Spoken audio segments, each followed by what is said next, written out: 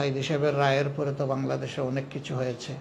সাইদি সাহেব শুধু জামাত ইসলামের নেতা না, তিনি এই দেশের আপামর জনগণের কণ্ঠস্বর। যার কারণে ওনার ইন্তেকালের পরে দেখেছেন যে ছাত্রলীগ, যুবলীগ, শ্রমিক লীগ, মূল লীগ, প্রচুর নেতাকে আওয়ামী লীগ বহিষ্কার করেছে। কেন? তারা সাইদি সাহেবের মৃত্যুতে শোক প্রকাশ করেছেন, সহানুভূতি জানিয়েছেন, দোয়া করেছেন, এই জন্য তাদেরকে বহিষ্কার করা হয়েছে।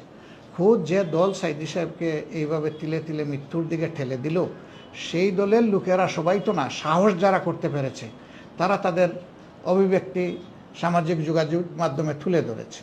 বুঝতেই পারেন যে তিনি কিভাবে জনগণের কাছে কতটা পপুলার ছিলেন। আমরা শুধু সেখানে রিয়্যাক্ট করি নাই, সেখানে জনগণও রিয়্যাক্ট করেছে। সুতরাং ওই সময় ওই সিচুয়েশন আমাদের কারো কন্ট্রোলে ছিল না। আমরা আমাদের দল কন্ট্রোল করতে পারবো, কিন্তু বিক্ষুব্ধ জনগণকে আমরা কন্ট্রোল করার কোনো শক্তি রাখি না। তারপরেও যদি সামান্য কোনো ক্ষতি আমাদের দ্বারা হয়ে থাকে, আমরা দুঃখিত।